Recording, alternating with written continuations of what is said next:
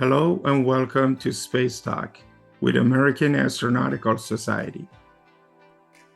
I am Dr. Amir Gohardani, the host of Space Talk and the editor-in-chief of Space Times. And today I have the distinct pleasure of welcoming Dr. Ronald L Mallett, Professor Emeritus, Department of Physics, University of Connecticut. The topic of our talk is time travel. Dr. Mallett, welcome to the session. It's a pleasure for me to be here. Thank you. Pleasure is mine.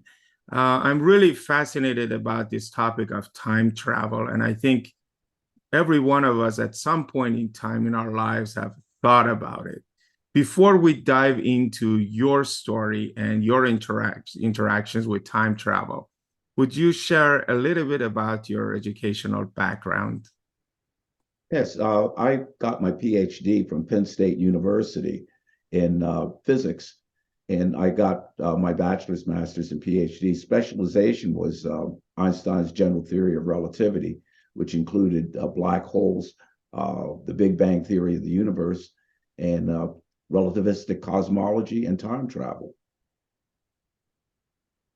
This is really, really mind-blowing. I'm so happy that you're able to share this topic with us. And I, for one, have been fascinated by time travel.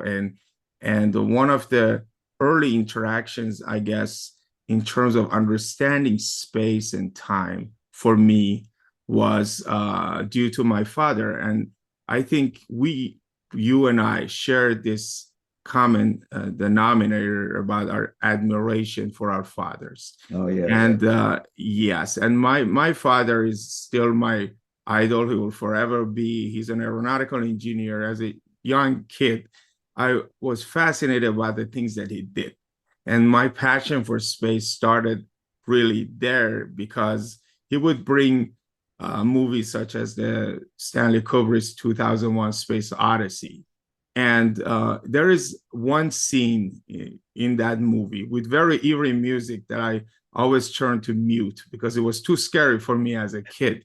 But I really love the imagery, and really contrary to what you see here, it was a black background and slices of light, and it depicted this sequence of how you can travel in time. And that scene evoked a lot of questions of what if questions for me. What if we can travel fast like this? What if somewhere, somebody, ET or others, actually are doing it at this point in time? And what if this depiction is actually correct and it's just not a movie? So there were a lot of questions that pop into my mind. And I'm sure that your journey has actually, in your journey, you've taken steps to in some ways, uncover the secrets of how we can view time. And therefore, I'm really thrilled to hear your story. And maybe if you can start from the beginning and share your story with us. Sure. Well, like you, my father was the inspiration for me. I was the oldest of four children. I grew up in the Bronx, New York, and we were a very happy family. As you can see, my father, Boyd Mallett, my mother, Dorothy Mallett, and I'm standing there. I'm probably about 3 years old, and my little brother, Jason, is being held by my father. And as I said, it was a very happy family. My father was a television repairman, as you can see. And one of the things I thought about him is being a television repairman to the stars. There were very famous people at the time that he was asked to fix their television set. And for me, I think that he wanted me to eventually go into that business with him. Education was extremely important. And for me, the sun rose and set on him. When he would come from work, my pleasure would be to help him with his toolbox. Now, he looked like an extremely robust man. The problem is that I didn't know, I know my mother knew, but I didn't know that he had a very weak heart. And suddenly he died of a massive heart attack when he was only 33 years old. And I was completely devastated. I mean, it was something that after he passed away, I really didn't care whether I lived or died. I went from being a happy kid to a depressed kid. But one of the gifts he left me was a love of reading. And about a year after he died, when I was about 11 years old, I came across the book that changed my life. It was an illustrated version, as you can see next, of H.G. Wells's classic, The Time Machine. Now, this really saved me. It acted as a safe life preserver because in the very cover, in the inside of it, as you can see next, there was a statement about the possibility. It says, scientific people know very well that time is only a kind of space, and we can move forward and backward in time just as we can in space. Now, that for me was incredible. I thought this was the first time I had ever thought about that. I thought, well, if this is so, then perhaps if I had a time machine, I can go back into the past and see him again and maybe save his life. My mother had kept television radio parts of his, and I tried to put something together with bicycle parts and everything. And of course, it didn't work. And I was sad about that, but I wasn't disappointed, but I wasn't discouraged because I remember that it said scientific people know very well. Now, I didn't know what the science was, but I knew that that was going to have to play a key role. Now, fortunately for me, I was a bit of a bookaholic. I should mention that after my father died, we plunged into poverty. And I used to go to the Salvation Army to get books for about a nickel. And one day, this was about when I was about 12, I came across the second book that changed my life. As you can see next, it was a picture of Einstein standing next to an enlarged hourglass. Now, I didn't know what Einstein did, but I did know that he was this great scientific genius. And here he was next to an hourglass. So to me, that said that maybe Einstein had something to do with time. Now, I'd like to just mention as an aside, one of the interesting things that for me throughout my life was the fact that my father passed away in May of 1955. It turns out that Einstein passed away that same year in April. And so that to me, it was always fascinating that both passed away in the same year. Now, even though the book was written at a popular level, I didn't have much of the background, but I did pick up the essence of what it said. It said that Einstein did say that there is something that you can do to time, that unlike the old physics of Newton, where time, nothing can affect time, Einstein said you can do something to affect time. So I knew if I could understand Einstein, then I would be able to maybe build a time machine. So that was my thing. Now, what happened is that as I said, we were poor, so I wasn't able to go to college. I decided to go into the Air Force. I was 17 after high school in order to use the GI Bill to eventually go to Penn State. Now, this is what I did. And while I was in the service, by the way, when I was about 18, I came across an essay. As you can see, this essay was by a man named Kurt Gödel. Kurt Gödel was an extremely important mathematician, and he was a colleague of Einstein. And for Einstein's 70th birthday, a book had been put together of essays celebrating Einstein.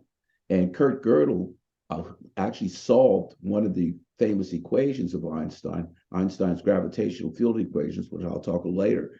And what he found was that Gödel found was that if the universe was rotating as a whole, it actually was allowed you to affect time. Now, what Gödel said, in fact, is that it is possible in these worlds to travel to any region of the past, present, and future and back again, exactly as possible in other worlds to travel to different parts of space. So I thought, wait a minute, this is this famous mathematician who's saying that if you can solve Einstein's equations, that you might be able to travel back into the past. So I knew I was on the right track about Einstein, using Einstein to build a time machine. Now, of course, it was important to me to know what Einstein felt about Kurt Gödel's paper. And as you can see, Einstein did, in fact, make a remark. He said, Kurt Gödel's essay constitutes, in my opinion, an important contribution to the general theory of relativity, especially to the analysis of the concept of time. So I knew the general theory of relativity of Einstein was going to be a key to the possibility of time travel to the past.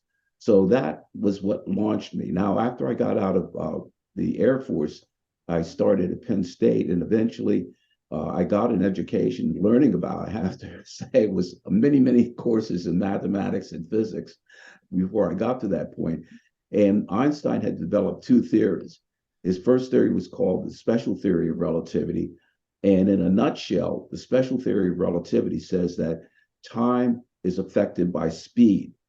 The faster a clock moves, the more time slows down. This is interesting because what this says is that, remember, when I talk about time, talk about clocks, I'm not just talking about a mechanical clock. I'm actually talking about your heart. Your heart is a clock. So according to Einstein, the faster you move, the more your heart rate would slow down, your metabolism would slow down. Everyone else would be going at the normal rate, but yours wouldn't. That would mean that people who were looking at you, if you were traveling very fast, they would see that you're not aging the way everyone else is. In fact, according to Einstein, there's a special example that was a favorite of his. It's called the clock paradox. And what it is, it says that suppose you have two twins, okay? Let's suppose that both of them are, let's say, 25, and one of them is an adventurous one and gets into a rocket that can travel faster, or I should say, I have to be very careful about that. They can travel close to the speed of light. You can never travel faster than the speed of light. Einstein's special theory of relativity says that is not possible, but you can go close to the speed of light. So let's say that this person can go close to the speed of light. And suppose they get into a rocket and they travel to a distant star. Suppose that this star is something like, let's say, 25 light years away. So according to Einstein, if you calculate this, let's suppose that the rocket goes out and it takes 25 years close to the speed of light to go out and 25 years to come back. Now, it turns out that for the person, the astronaut who's on board, their heart rate is slowing down, okay? Their metabolism is slowing down. They're not aging as much. When they come back, for the person who's on Earth, it will appear that his twin has taken 50 years to make that round trip. But for the astronaut, it may appear as though they have only taken 10 years. So when they come back, the twin who's been on board, who's been on the ground, now 50 years will pass. He will be about 75 years old. But his brother, who's traveled out to the star, when he comes back, only 10 years will have passed for him. So when he comes back, he'll only be 35. So this means that essentially he will have traveled into the Earth's future. So this is time travel into the future. Now, it's important to realize, you might say, has this been shown? Not only has it been shown, but it's been shown on a large scale and a small scale. Two effects are occurring, okay? They both illustrate the special theory of relativity. One of them is an experiment that was done on the microscopic scale. It was done at the Large Hadron Collider at CERN in Switzerland. And in that experiment, what they did was to accelerate subatomic particles close to the speed of light. And what they found is particles have an internal clock. That is to say, some of these particles can only live for a very short period of time and they disintegrate. The other, if they're traveling fast enough, that internal clock slows down. And you can get these particles to live 10, 20, 30 times longer than they normally would. So from their standpoint, they are traveling fast, close to the speed of light into the future. So we see this effect. The faster these particles move, the more their internal clock slows down. So we've done it, you might say, time travel in the future with subatomic particles. That's also been done on the macro scale, okay, the large scale. A very famous experiment was done by, it's called the Hale-Keaton experiment. And what they did was they had a passenger jet that they took, one of the clocks was kept at rest at the Naval Observatory. The other clock was put on an ordinary passenger jet and flown around the world at the speed of sound. When they brought the passenger jet back, they found that the clock on the passenger jet had actually slowed down compared to the clock that had been at rest at the Naval Observatory. Now, in the case of this experiment, since they were only traveling at the speed of sound, which is extremely slow compared to the speed of light, The effect was not very uh, noticeable. You can only measure it with, in fact, with atomic clocks, but it did show that it happens even on the large scale. Once we have rockets that can go close to the speed of light, we will see this effect that I was mentioning with the twins. So time travel to the future, you might say, has already been demonstrated experimentally. I was interested in that, but I was more interested in the possibility of time travel to the past. And you cannot do that with speed. No matter how fast you go, you can go into the future, but you can't go into the past. You might say, is there another way? Well, it turns out that there is, but this has to do with Einstein's general theory of relativity. Now, to explain why he developed the second theory, I should mention the first theory, the special theory, was developed in 1905. The second theory was developed in 1915. Now, the reason why it took so long is because the math that was involved, and the problem occurred because of gravity. When Einstein applied the special theory of relativity, all the other areas in physics fell into line. They had to be modified, but they fell into line. But one did not, and that was gravity. And here's the problem. This is what's happening in a normal sense. For example, if we're talking about the Earth orbiting the sun, the Earth is 93 million miles away from the sun, okay? If you calculate it, it takes 8 minutes for light to get from the sun to the Earth. Now, according to Newton, nothing can affect time, nothing can change. So what happens, let's suppose there's a cosmic catastrophe that destroys the sun. Here's where the problem is. According to what we know, it takes light 8 minutes to get from the sun to the Earth. But according to Newton, gravity travels instantaneously from the sun to the Earth. So you would have the following weird effect. When the sun was destroyed, we would not be able to see that for a full eight minutes. However, since gravity isn't there anymore, we would be hurtling off into space. So we wouldn't see why it is that we're hurtling off into space. We would still see the sun up in the sky. Einstein said that's impossible. That means that light is traveling faster. Gravity is traveling faster than the speed of light, and that's not possible. So Einstein had to develop a whole new theory of gravity. What he said is that gravity is actually a property of space. It's not an instantaneous effect.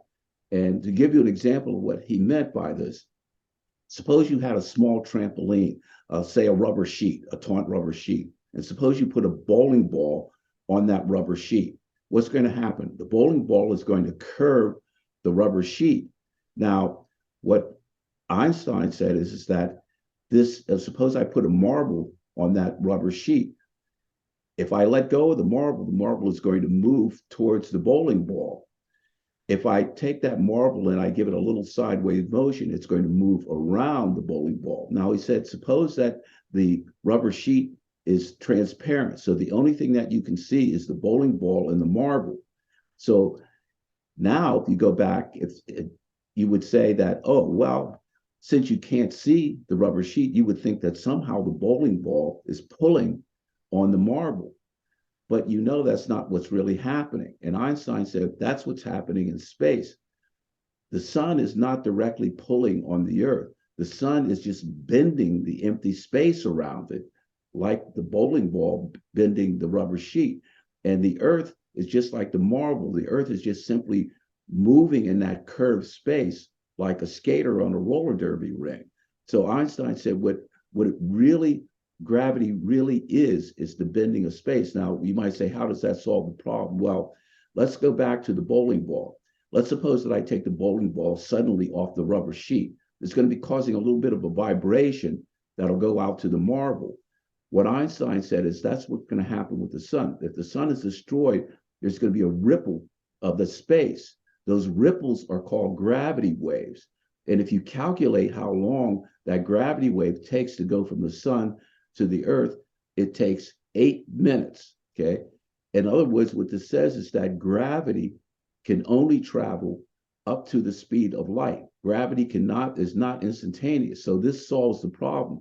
And if it's any consolation, this means that if the sun were suddenly destroyed, we would not feel the effect we would still see the sun in the sky, and we would not feel the effect of gravity being cut off for a full 8 minutes, if that's any consolation. But in any case, that solved that problem. But it turns out that there's another effect that occurs.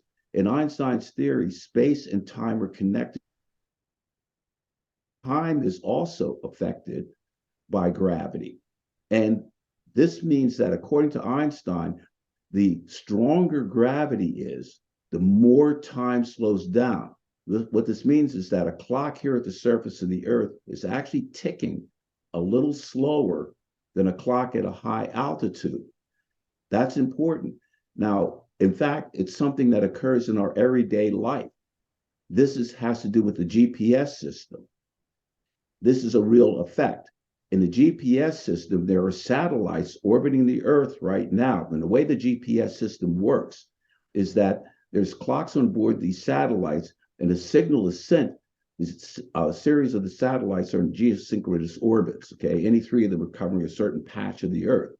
And at one particular moment, a signal is sent from that satellite at a certain time. Your unit in your car has a clock. So your unit receives that signal at a certain period of time. There's a very simple relationship between time, distance, and speed. If you know any two of those, you can calculate the other. So if I know the time the signal was sent from the satellite, the time that it was received by the unit in my car, and I know the speed of that signal, which is the speed of light, I can compute distance.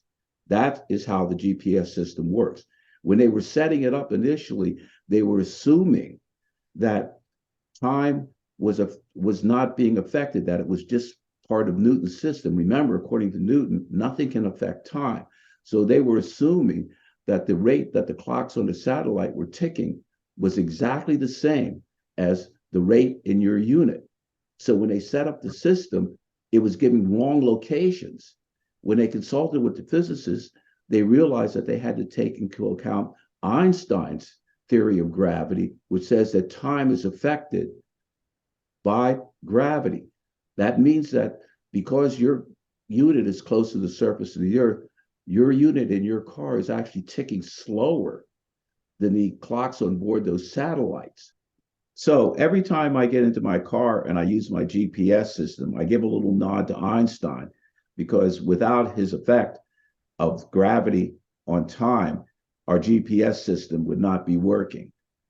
Now, this effect of gravity on time was extremely important for me, because I realized that there might be remember I said that the speed of light is a limit. Yes. And nothing can travel faster than that. And you cannot use speed in order to go back in time. But it turns out that you can do that with gravity, because since gravity is the warping of space and time, there might be a way of warping space so that you can create loops in time. What do I mean by that? Normally, time travels for us, you might say, on a straight timeline. We start out at the past, we move forward to the present, and we move forward into the future. Now imagine that timeline. Imagine that I could take that timeline and make a loop out of it. What that would mean is that I could travel from the past to the present to the future, but I've made a loop out of time. So I could travel from the future back into the past. So by warping space, I could warp time and create a loop in time. And this could allow me the possibility of going back into the past. It turns out that this can happen in a natural way with an object that's called a black hole. A black hole is just simply a star that has collapsed to a point that the light that tries to get away from it is pulled back because gravity is so strong. If that black hole is rotating, it can cause space to become twisted. And that twisting of space can become strong enough that it twists time into a loop. So a rotating black hole, and this has been calculated, a rotating black hole can cause a loop in time, and it's possible using a rotating black hole that you could travel back into the past. Now, that's, of course, with a black hole, rotating black hole. I was interested to see, is there a way that we could do it in a whole different way. And that's where my research came in. Okay. What I realized, and this is something that's part of Einstein's theory, in Newton's theory, once again, nothing can affect time. But in Einstein's theory, it can. Moreover, in Newton's theory, only matter can create gravity. Okay. The gravity of the sun keeps the earth in orbit. The earth gravity of the earth keeps us anchored to the earth's surface. In Einstein's theory, not only can matter create gravity by bending space, but in Einstein's theory, light, energy, pure energy, the energy of light can also create gravity. And that was the basis of my breakthrough. Remember that in Einstein's theory, gravity can affect time. So think about this. If light can create gravity and gravity can affect time, then that means that light can affect time. And that was the core of my breakthrough. And it turns out that Einstein had a very complicated set of equations called Einstein's gravitational field equations. And in my background, I had learned that there was a device called a ring laser. This ring laser is just simply a mechanism of creating a loop of light. Okay, you can imagine if it coming through a semi-transparent mirror, bouncing off completely reflecting mirrors, you can create a loop of light. And what I did was I calculated how this loop of light could affect the empty space in there. Once again, gravity, remember, is space being manipulated.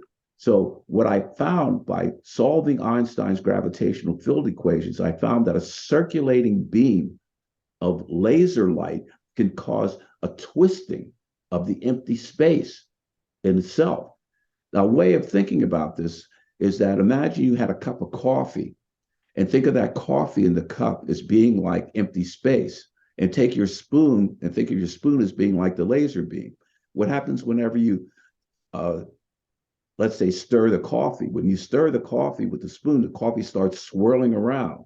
That is what the laser beam is doing to empty space. Now, you might say, how can I see that? Well, let's come back to the coffee. If I take a coffee bean and put it into the coffee, now if I stir it, the coffee will start dragging the coffee bean around.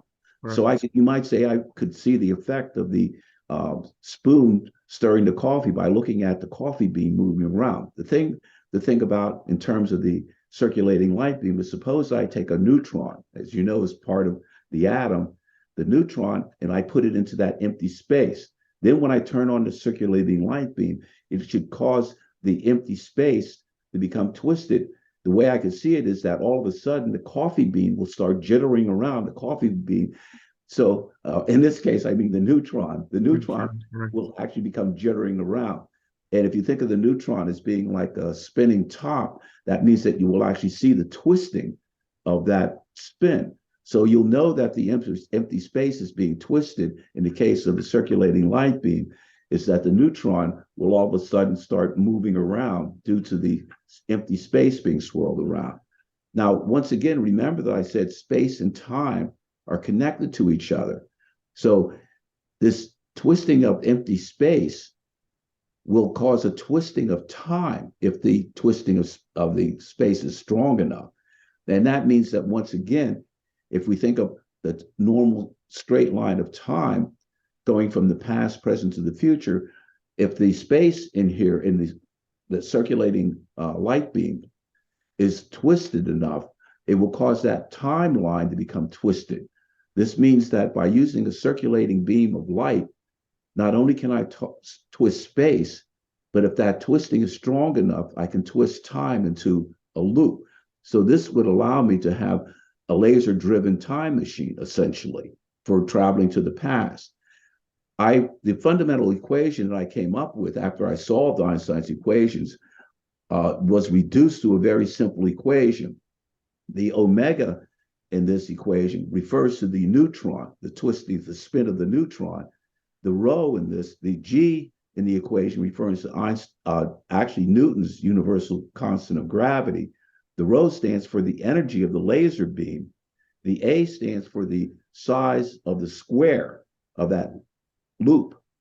And c cubed stands for the speed of light multiplied times itself 3 times. This is the simple equation, and it says directly that the energy of the laser beam will cause a twisting of the space, and the smaller the area is, that will cause a twisting of the space. So a circulating beam of laser light will cause a twisting of space, and as I said, if it becomes strong enough, and that's a key, then it could cause a twisting of time. So that was my particular contribution.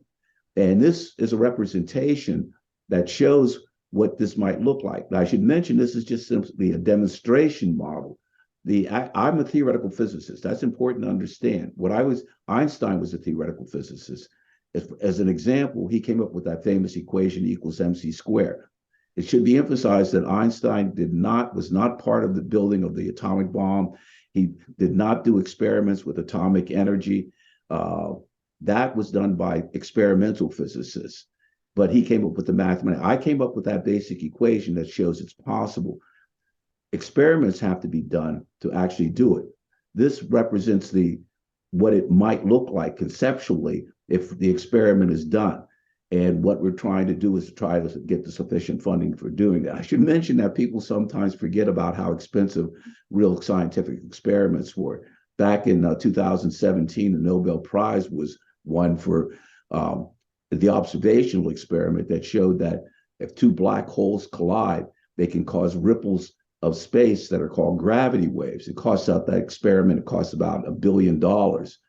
Just to do the feasibility study associated with what I'm interested in, we estimate that might cost about a $250,000, which is just in real experimental terms is not much.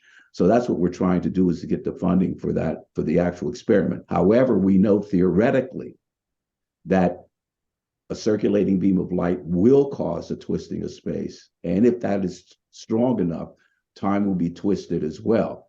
So, as I said, that to me is a very satisfying result. But once again, the experiments have to be done to do that.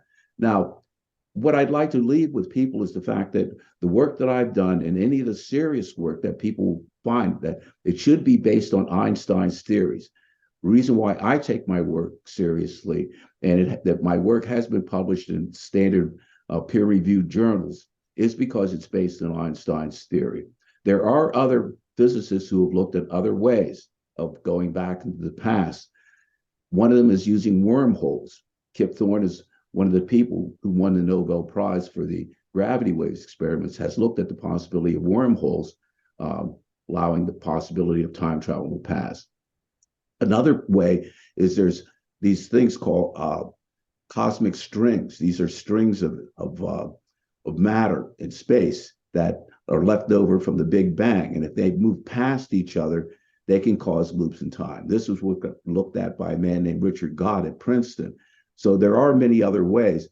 And I published a memoir that talks about my journey, and it talks about, what I had to learn in order to accomplish this. It's called Time Traveler. And it talks about all of the things that I've mentioned, including how rotating black holes can cause a twisting of space, about wormholes, about cosmic strings, and much, much, much more. So I think that if people, it's non-technical, and it is something that I'm very pleased about. And another aspect I should mention is that since it is a memoir, there has been serious interest in Hollywood to make a Hollywood feature film associated with this.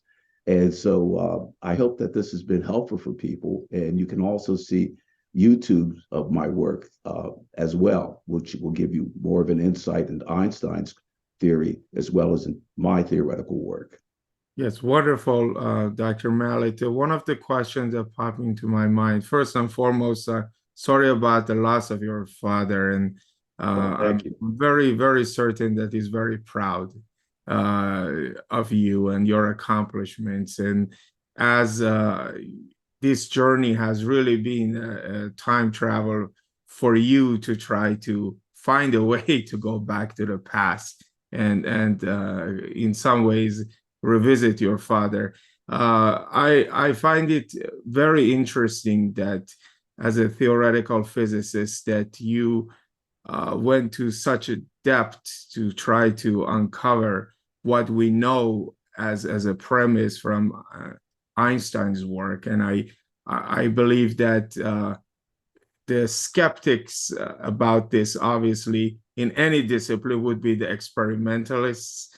But by the same token, being an experimentalist, we take so much cue of the theoretical work that's there. I mean, in many ways, you shine up the light on elements we need to care about, and it might, in your theoretical experiment, given the limitations of the theory, you can actually solve these equations. But as you very eloquently put it, bringing it to reality actually requires not only funding, but really maybe a leap in our technological advances, Yes, right?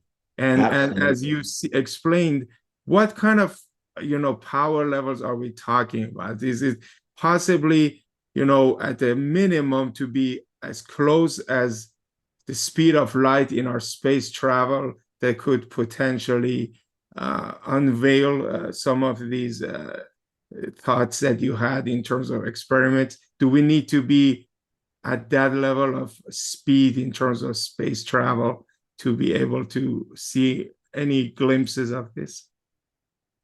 I'm very glad that you asked that question, because there are actually two parts that are involved in what I was talking about. Remember that I said that the circulating beam of light will cause a twisting of space, and eventually that twisting of space will lead to a twisting of time. The first part, the twisting of space by a circulating light beam, the energies required for that are actually within our technological capability. That portion of it, that is to say, and in fact, it could lead to spin-offs. It's another thing that I think that's important for people to realize, that a lot of our scientific advances theoretically can lead to practical spin-offs. What would be the practical spin-off in this case? Well, if I can use light to manipulate space, then that could lead to the possibility of transferring information, and maybe even transferring matter could lead to the possibility of both a new advances in information transfer and space transfer, which could be lead to new types of propulsion. Now, what do I mean by that? Suppose, to give you an analogy of that, suppose that you're sitting in a bathtub and you want to get a bar of soap from one end of the bathtub to the other. So you just push the bar of soap towards the other end through the water. Now, but here, think about the water as being like empty space. So in addition to just pushing the bar of soap from one end to the other, which is what we do with information or ordinary space travel, suppose I hit the water itself. The water now is actually like warping space, okay, with light. So now what happens is that if I push the water itself, then not only is the bar of soap traveling through the water, but it's traveling with the water. So by using that, you could give it an extra boost. So normally we transfer information by transferring information through space. Imagine if we could transfer information not only through space, but with space. We could have an ultra rapid advance of information. The same thing with a rocket that would be traveling. If we could manipulate space using light, then the rocket would not only be traveling with space, it would be through space, it would be traveling with space. So those are the spin-offs. Once again, the energies that are involved there are not, they are within technological capability. However, remember I said that the twisting of space has to become strong enough to twist time. It turns out that that half of the experiment requires technological capabilities that we're not capable of right now. I mean, the energies there are galactic. I mean, they are out of our present technological capabilities. But, and there's this important but, everything we've been talking about is without quantum theory. Quantum theory might allow us to have an insight how we might be able to overcome these energy barriers for that possibility. That I haven't looked into yet. But the thing is that so once again, the twisting of space is in mathematics. There's a thing that's called necessary and sufficient conditions. The necessary condition in this is to show that light can cause a twisting of space. That hasn't been done yet. If that's done, that will establish the necessary condition. Then the sufficient condition is if we can get enough energy to have that twisting of space lead to a twisting of time. So what we need to do, just as you might say a feasibility experiment, is to show that light can cause a twisting of space. That is within our technological capabilities. Once again, that is the first step. Now going from that to twisting time, as I said, we don't know, we don't have the present capabilities of doing that, but potentially it might be able to be done. But first we have to show that first step. And that's what we're trying to do. We're trying at this point to show that space can be manipulated by light, circulating beam of light. That's where we are right now. So sometimes people think that we're going to be jumping right into this notion of time travel. No, what we're going to be doing first, the first stage. So you might say where we are is where the Wright brothers were. The Apollo rocket is where we would like to get to, but that's going to require a huge number of steps after the first step. Correct. That there's always incremental steps. And I believe, on Space Talk, one of the sessions we had was regarding the James Webb Space Telescope.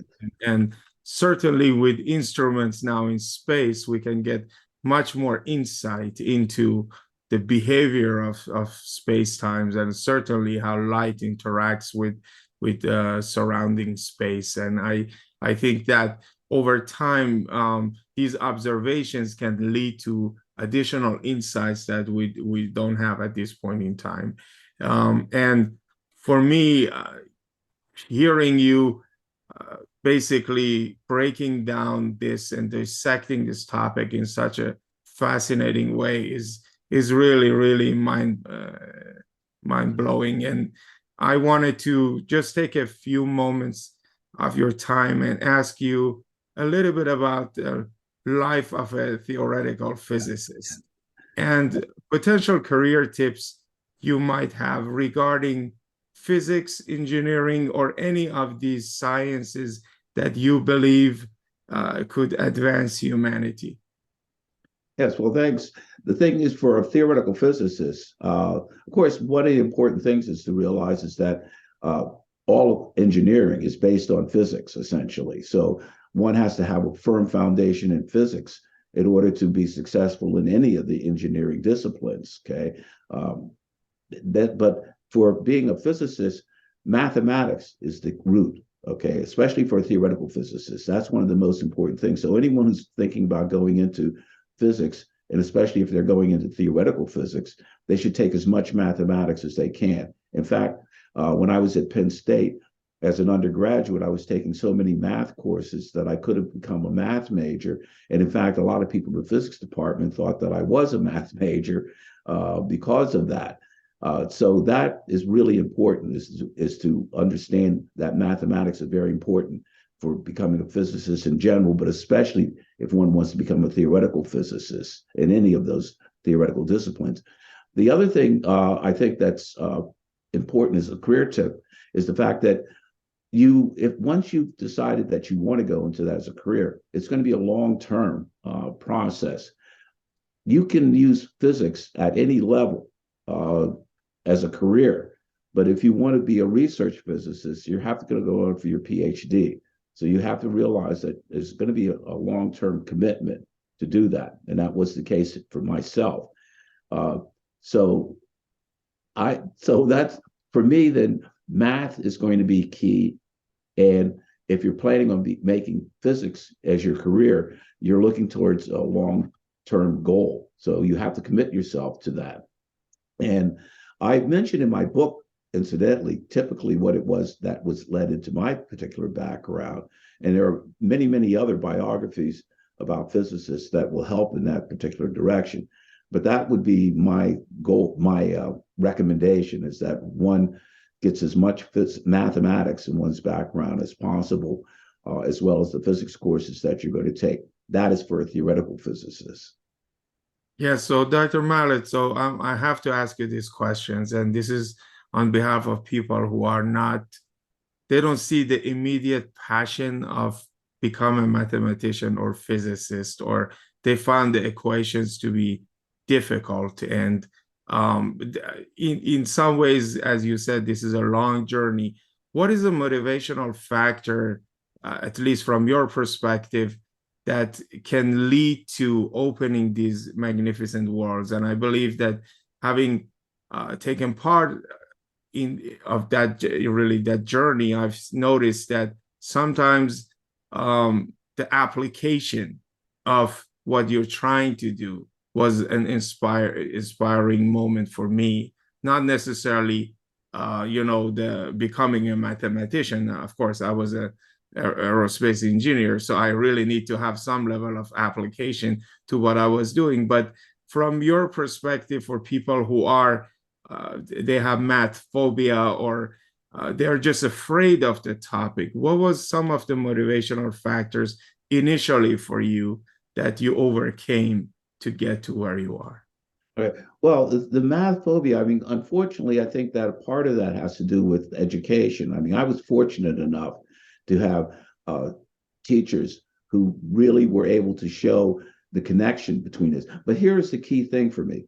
To me, physics allows you to understand how this universe works. Imagine being in a field in which that is what you're given as that's your life work, to understand how the universe itself functions, how the universe began, how the universe will end. I mean, outside of theology, that's what I mean. Think about it. Trying to understand the Big Bang, how the universe began, understanding where it's going to go, and about black holes, these strange objects that can trap light. So for me, that was the other passion that I had, besides the possibility of time travel, was just the privilege of being able to have as my life work, understanding how the universe works. So that allowed me, that drove me. But as far as the mathematics was concerned, it took me a long time to realize just exactly the fact that it's not that difficult if you allow yourself to try to understand it. So, but the main thing was just the privilege of being able to make one's life work, understanding how the universe works. Can there be anything more exciting than that? Not really. And that's why we're having this talk. So I have to tell you, Dr. Mallett, it's really been a pleasure to share this short time travel with you. And we've been in many different instances. And of course, this topic was very near and dear to us at Space Times, and obviously because the Space Times title.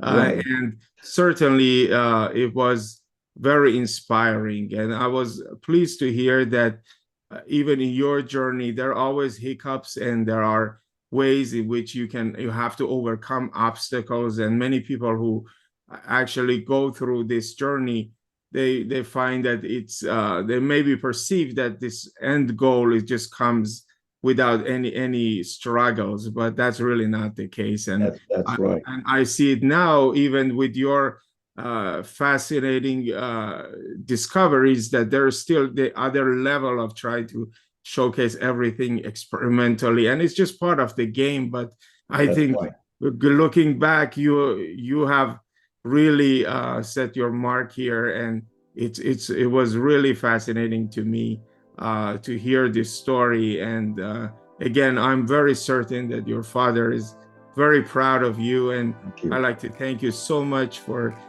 taking your time and speaking to us here at Space Talk. Well, thank you. I want to thank you very much for allowing me the privilege of sharing this story and the possibilities with you. Thank you.